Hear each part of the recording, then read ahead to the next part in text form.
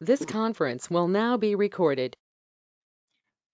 Hey, all you crypto boomers, it's Paul and Bud and George back for another session.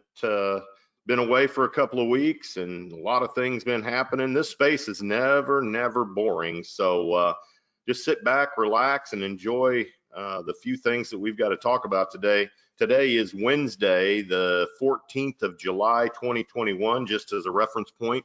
Before we get started, make sure you hit the subscribe button, share button, bell button, all the buttons, and make sure you share this with your family and friends and get as many people on the channel as we can. And without any further housekeeping issues, Bud and George, you guys there? I know Bud, you're across the pond. George, you're at an undisclosed bunker somewhere. In the You guys mountains. doing well?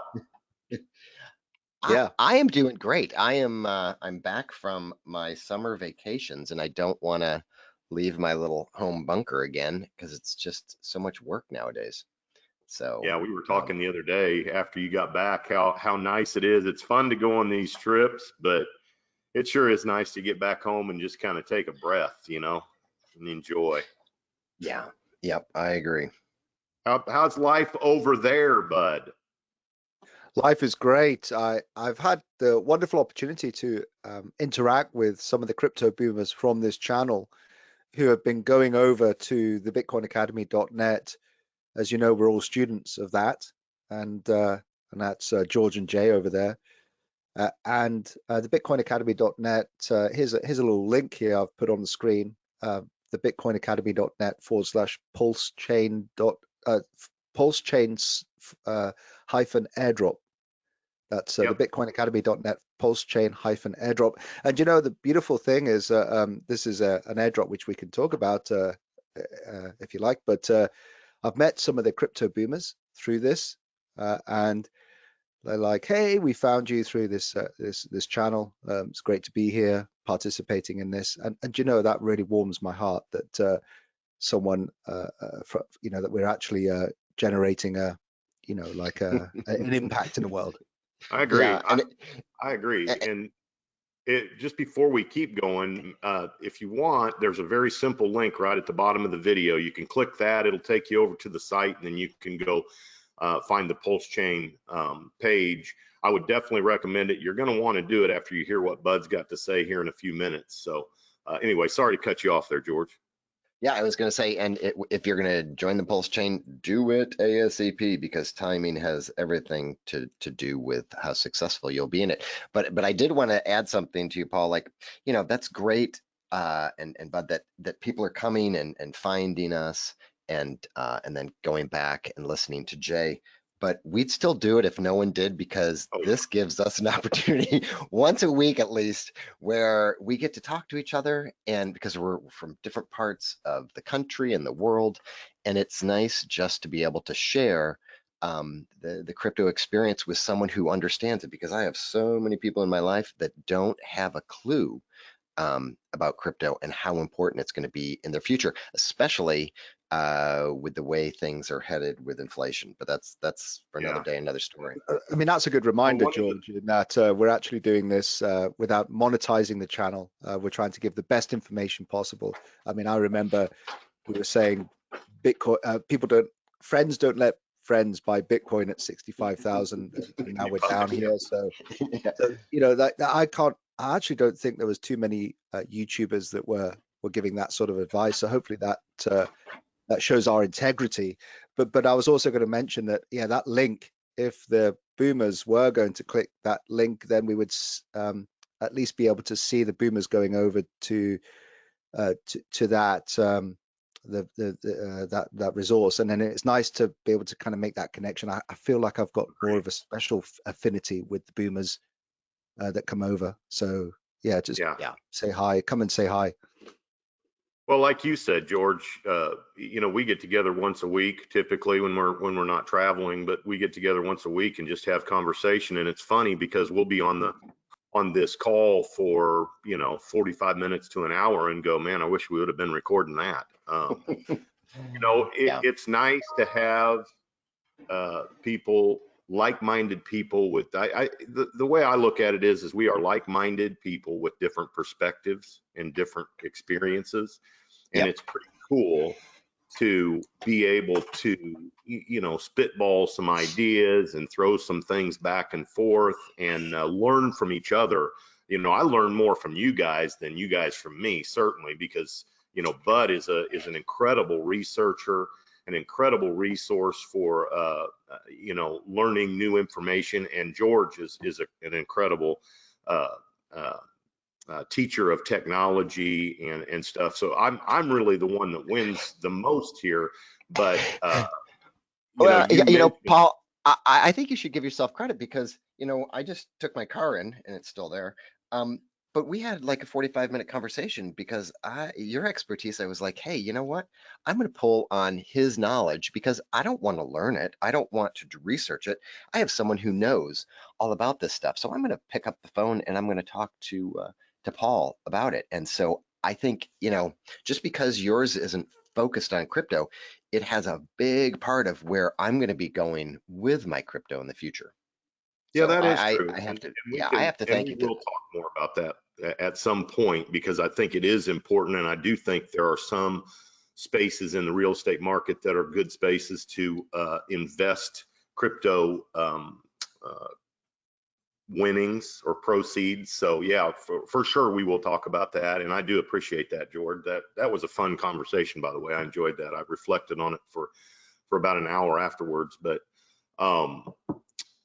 you had mentioned just a minute ago, and before the call or before we started recording, you had mentioned inflation and how it is rearing its ugly head. And I bet that's something that pretty much all the boomers are seeing. So why don't you take that one and kind of take off with that? Maybe we can chat about inflation and, because it does have a direct correlation with crypto and what crypto can do for us. So I'm going to throw that over to you, George, and let you kind of bring that topic to life.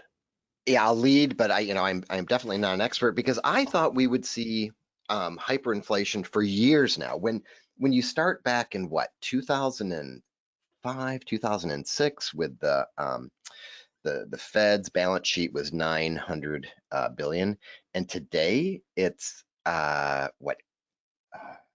8 trillion, or it could be more. I was looking at some of the stats last night, and I was like, we're finally going to see it. And, the price of used cars has skyrocketed. And so, when you invest in something that is unlimited, which it's the US dollar, the petrodollar, as compared to where you have limitations in what you're investing in, limitations being the number of items that are produced, like crypto, it's a difference between night and day. Like, I don't really trust the numbers that are coming out of the Fed of how many US dollars that they've printed or they digitally printed. I mean, it's just crazy, and it's just been nonstop, and they're not going to stop. But I pretty much know how many Bitcoin are out there, and Litecoin and Ethereum and a lot of other coins. And I just don't feel comfortable putting a lot of my hard-earned capital in a fiat currency. In fact, this is a funny story. I was talking to someone the other day, and his brother was worked at a bank, had worked at a bank his entire life, and he said, well, fiat. And his brother that worked at the bank was like, what do you mean fiat? He didn't know the definition of what fiat was. He didn't know fiat currency. He works in a bank. And so it just shows kind of how brainwashed people have become about what their focus in life is. I mean, like, I have a hard time believing that a banker, someone that works with money, doesn't understand what fiat currency is. Well, But I would that's put my just hand me. up to that, George. I would. Who before crypto would call their money fiat? I certainly didn't. Yeah. Money was Yeah, money, and if right? you want to learn, one of the best videos, best guys to watch as far as that goes is Mike Maloney. I don't know if you guys have watched any of his Oh, stuff, yeah. but he Yep. did a tremendous job of making some complicated topics fairly easy to understand. I just looked up the national debt just to see what it was live, And right now, the U.S. national debt, this does not include unfunded liabilities. This is strictly national debt. It's 28 trillion, 520 billion, 385 million. It's a number. It's hard to wrap your mind around it. Yeah. I've actually just finished reading a book, or I'm just getting through a book that would address that thing you talked about earlier, which is the surprise of no hyperinflation, George, and kind of getting that call wrong over the years. The Price of Tomorrow is the book, The Price of Tomorrow, and it's just fascinating to read because what it explains is the deflationary nature of technology in our economy and in our world. Yeah. So highly recommend that because I think it would explain why we haven't seen the hyperinflation that you've been expecting for many years now. And yeah, really good, fascinating read.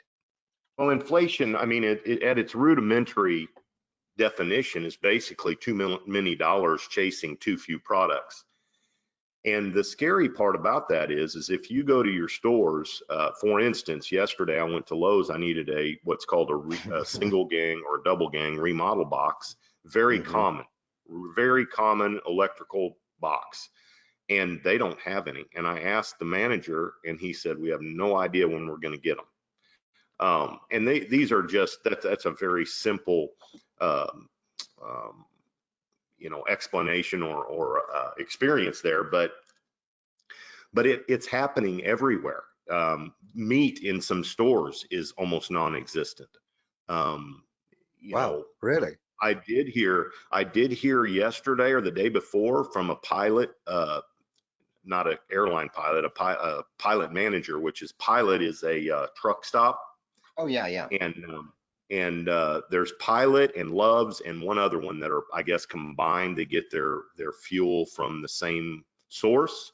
And they were told that expect that any one of these deliveries will be your last for the foreseeable future. See, that is just crazy. Well, and here I just looked it up. The retail price of used cars jumped 10.5% between May and June, following a 7% jump the month before. So, it would have been better to go out and buy 3 cars than invest in the stock market. Yeah, that's right. Well, we went and looked. We were looking for a truck, one for one of the businesses, and we were going around to different dealerships, and I mean, they don't have cars. There are very few. These lots that were packed full of cars are down to about 30% capacity. And I was talking to a guy the other day and I said, well, how long does it take to order one? And he said, we're not sure when we can get them. They're telling us 6 months right now, but they've got stacks and stacks of vehicles sitting on lots. And the only thing they're waiting for is the chips to run the computers. Yep. And I did hear that GM, instead of going, and I don't know if this is true or not, I did not verify this, but somebody can out there, that GM has decided to take a lot of these cars that were waiting for the 2021 chips and put in 2020 chips just to get them out to market. Wow. That's so, I mean, crazy. Inflation can rear its ugly head in many different ways. Obviously a lot of people our age have learned, about the Weimar Republic and how things went there when their inflation hit and they were using their dollars as wallpaper. They would take a wheelbarrow full of dollars to the store or their marks, I think, to the store, and the thieves would dump out the currency and take the wheelbarrow. Paul, George, have you ever experienced what it's like to have that currency? Because I remember a time when I went to Zimbabwe, and that's another one, and I went to this was many years ago, way before crypto. I think it was in the early 90s, and I think we're going to climb Kilimanjaro. Anyway, I went into the travel store and I said I'd like $2,000 worth of Zimbabwe dollars.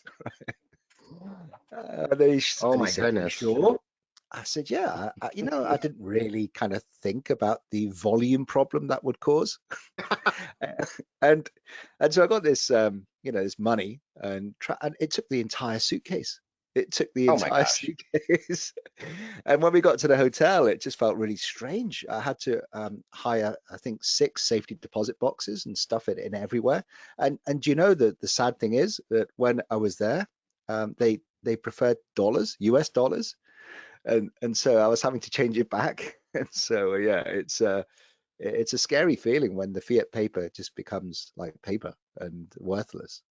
Yeah, you probably got Yeah, screwed on the backside of changing it from Zimbabwe down to US dollars. Yeah, yeah, and I've traveled a lot around the world. I've experienced it's not the public's fault. Many restrictions are in place, to control this mechanism. That's why we love crypto so much, because Yep. of the freedom it gives you.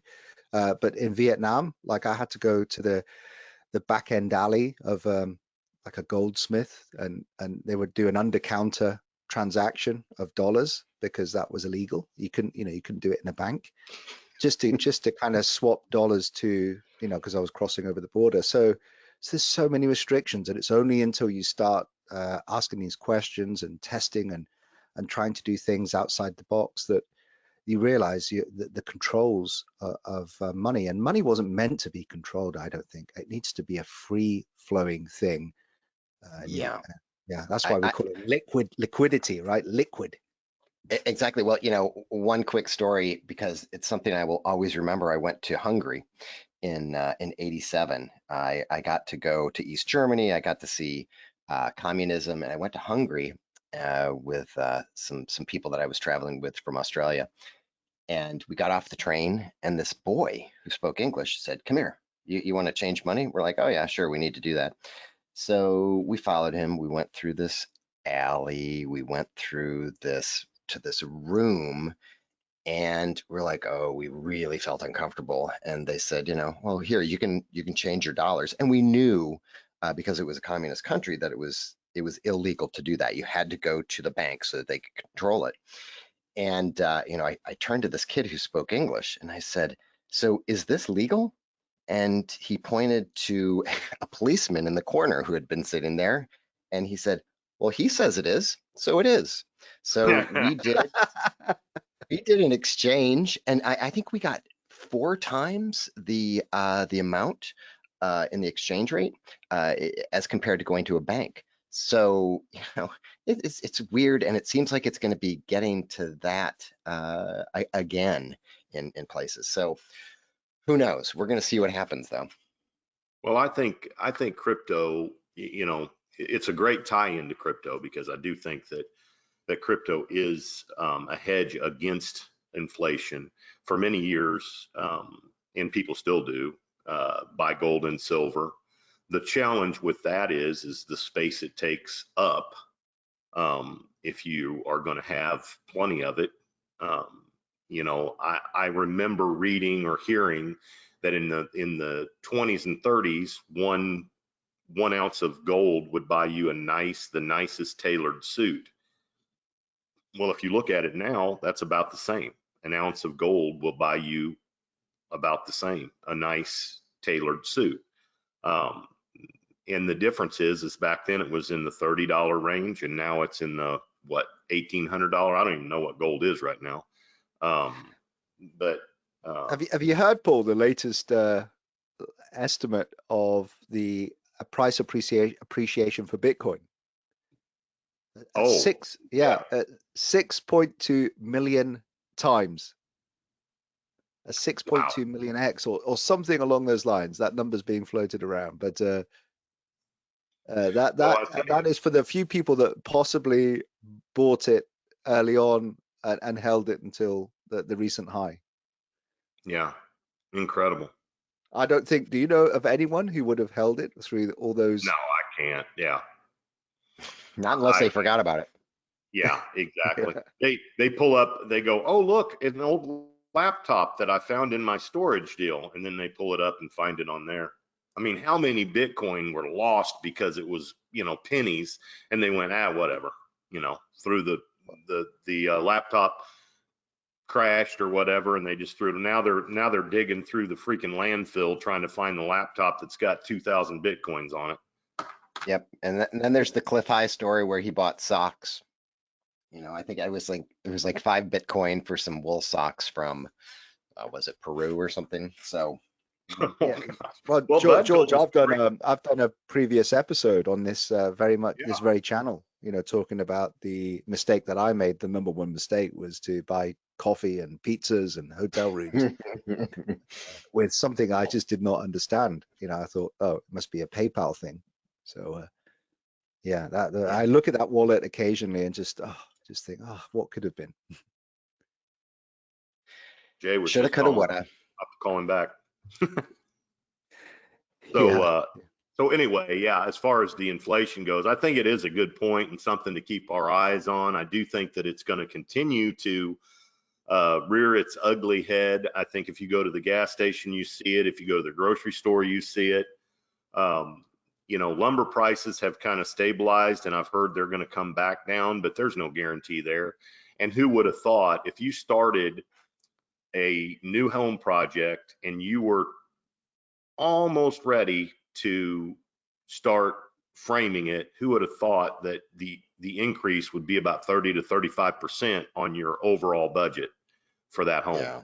I mean, I was talking to a banker friend of mine who, I mean, that's a major deal. They were having to call people in for capital. Wow. And, you know, people had to come in and pony up a percentage of that increase. And the other thing that's coming that is a little bit scary is the moratorium on evictions and calling the notes on home mortgages. And whenever that moratorium stops, I was told that there are around 50 million homes right now that will be in foreclosure almost instantaneously. Right. Now, I So- don't know when that ends. I don't know if you guys know, but I was originally told that it was at some point this summer. Now, I don't know if they've extended that or what, but that could be Armageddon for the especially for the single family home. Yeah. Home Well, I prices heard it was will sometime absolutely- in September. Yeah, Well, home prices look will that up. absolutely dump at that point. So anyway, all of that just to say, make sure you got your ducks in a row and you're putting some money where it will offset this inflation, because if you don't, every day that pile of $20 bills is worth less money. Hey, So- hey, Paul, can I just throw into the mix that it's almost like sometimes, do you guys find that when you come into the world of crypto, it's a little bit like what we spoke about going to a foreign country, but there's a foreign language and you have no idea what people are talking about. And I'm very conscious of that with the Crypto Boomers channel. You know, we do try to appeal to like all you know, that come to us, but I often think that we are speaking a different language. Let me give you an example of why I think the crypto market is so topsy-turvy. It is a space where it's almost unbelievable, and that's the fact that you kind of get this free money dropped to you, and we've got like you know, at the moment one of the world's biggest airdrops that's currently undergoing, and if you come from the traditional world, that's the equivalent of you turning up at your bank and your bank manager saying, oh, we just wanted to put some extra money into your account. Do you think you would ever hear that, you know, from the traditional side of things? No. Well, I think the other thing that's important when we talk about these airdrops is to give a historical perspective. And we know someone that had NEO and there was a Flamingo drop, and correct my math, correct my facts here, but I'm going off memory. But we know someone that had NEO, and by having NEO and participating in the airdrop, they got the coin Flamingo, and they got 600,000 Flamingo free. So do the math on Flamingo. I'm not sure what the high has been on Flamingo. Do you guys know off the top of your head? I think it was just Yeah, over it a was about dollar. $1. Yeah. Yeah. Okay, so just over $1. So literally, and I'm not exaggerating, literally just was given over $600,000 by participating in that airdrop, correct?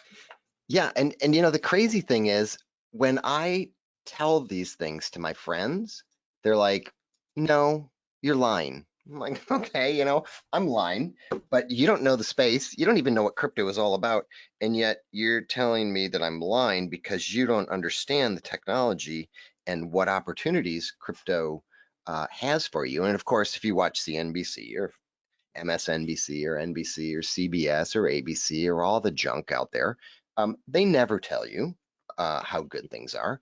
They're just going to steer you away because it's their job to keep control of the people out there. So they're never going to tell you the truth, and that's why I stopped listening. And I welcome you guys to do the same, as well as close your Facebook because it's just Yeah, no kidding. So this begs a question because I know I can hear them out there. I can hear some of the boomers go, okay, guys, 600,000 flamingo that's worth $1, $600,000, you got it for nothing. What's the catch? Why do they do that? Why would you get 600,000 flamingo if you had Neo? Why? How do you do that? How come?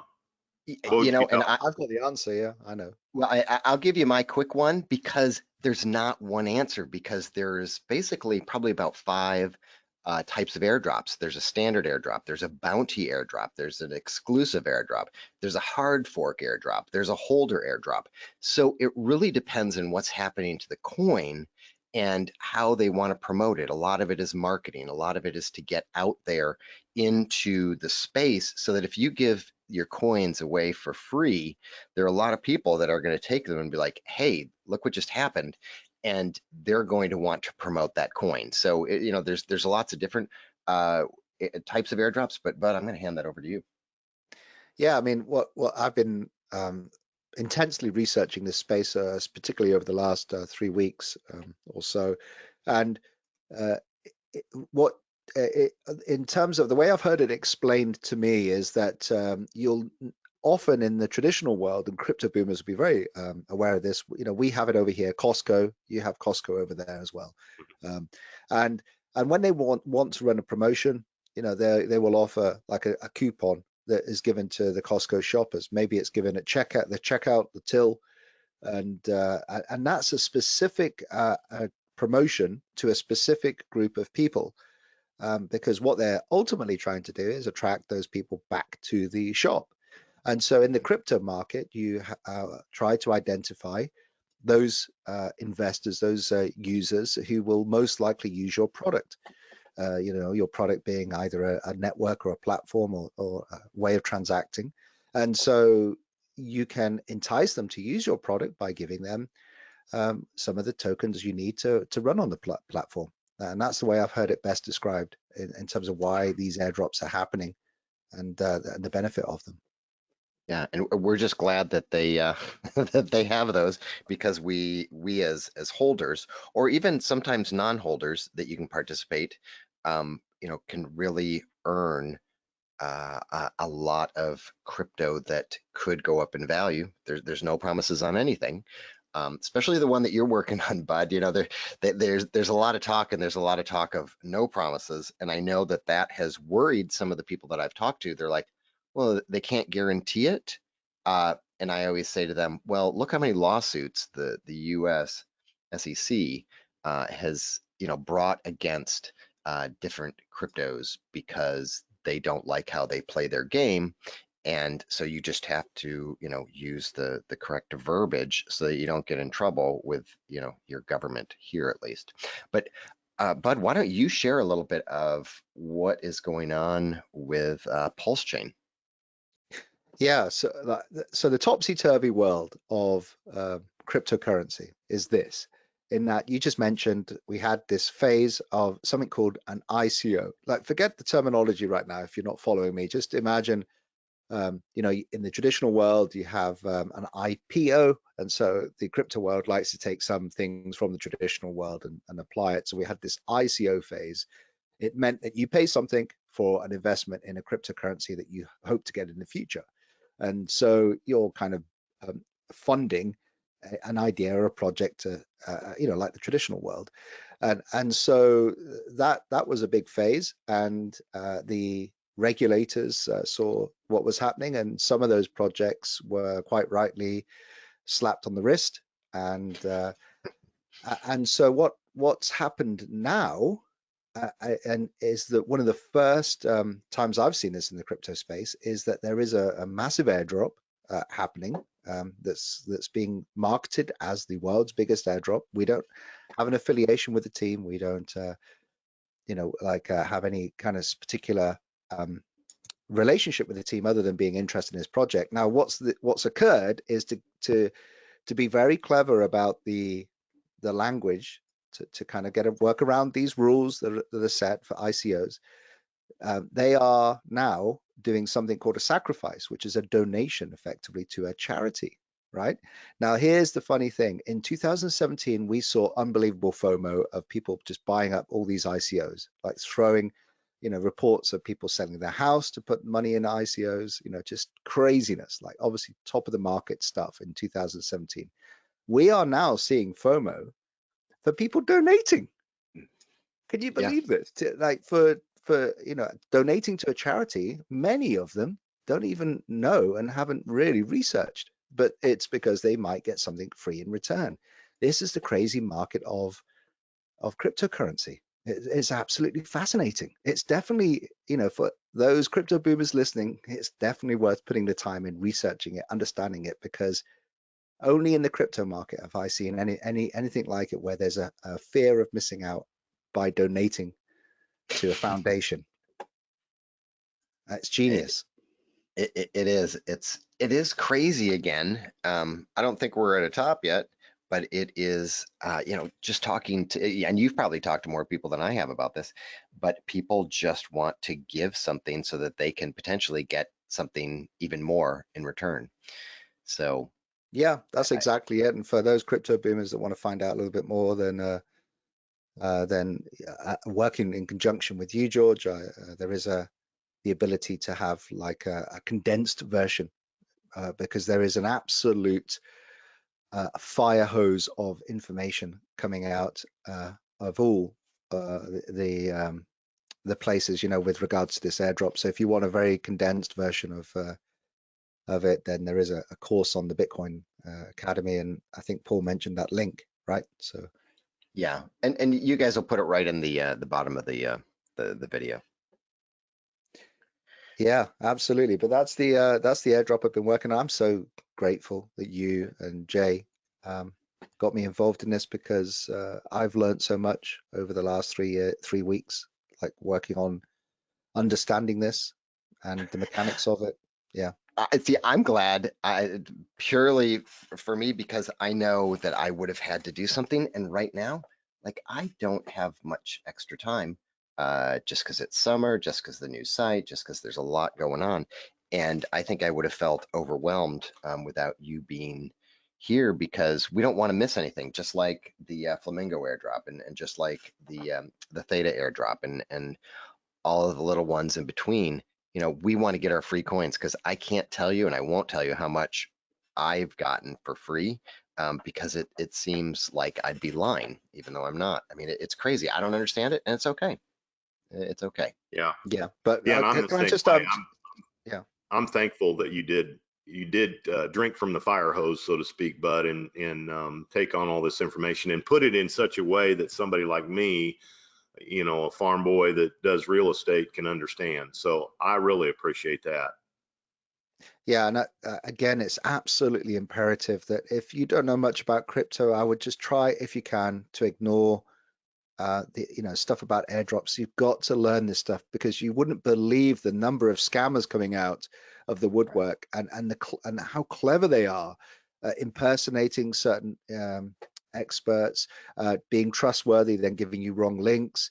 That it's just because it's the Wild West. It's open to all. It's not regulated, and so just be very, very careful. Always go to the source of the information as well, and double check everything, because I've seen all these different scam websites coming out. It is a minefield. And so even, if you hear anything on YouTube, just double check, cross-reference with the official team and make sure it is the official team. Yeah. Yeah, because one thing that I always recommend to people, and this is just kind of simple and it has nothing to do with airdrops, but it has everything to do with your own privacy and security, is that if you get a text message, if you get an email, if you get a call, and you're not expecting it from a financial institution, someone that wants something from you, just go to the website or call their toll-free number back.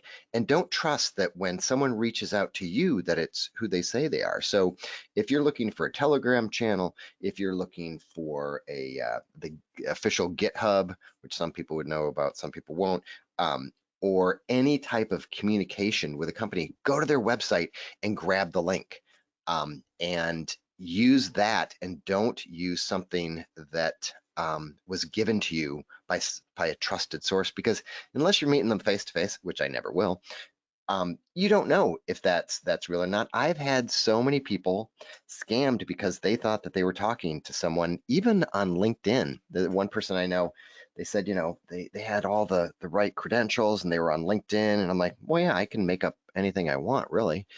And that there was only once that I potentially kind of looked at things and said, maybe this person is right, but it was about Wax and opening up a bridge so you could convert from ERC20 to the EOS blockchain. And the guy was really convincing. And finally, I did my research, and I was like, no, that's just a lie. And I confronted him. I said, thanks for trying to scam me. I hope you really feel bad because you need to scam people to do what you do in life. And if that's how you have to survive, I would not want that on me. But if that's your choice, I hope you never get another scam. Yeah. Well, one of the things that I will say is that it's great advice to tell everybody that you need to do your research, you need to go out, you need to read, and you do need to do that. But the beautiful thing and the great thing about the BitcoinAcademy.io is that you have experts in there, expert in trading, expert in technology. You've got an expert in this Pulse chain airdrop and Bud that helps you not have to put in the hundreds and hundreds and hundreds of hours just trying to find legitimate and trustworthy information. This gives you the ability to actually, join a site that has experts in all of these fields and more to come. I mean, they're constantly adding value to the membership. So I just would encourage anybody that's not, at least look into it. Otherwise, you better go out and do some serious research and some serious digging around before you go and do things on your own. So anyway, guys, any last words for the call this week? I think I'm good. There's going to be a surprise guest on the live stream tomorrow, so you guys should tune in and see who it is, because I've got mine. Jay just texted me right this second and said blank is on order. So tune in tomorrow and see who we have. Nice. How about you, Bud? Yeah, I'm gonna rush out and buy all those things that are going up in price. And so I found it recently almost impossible to get nuts and bolts for a project I'm doing.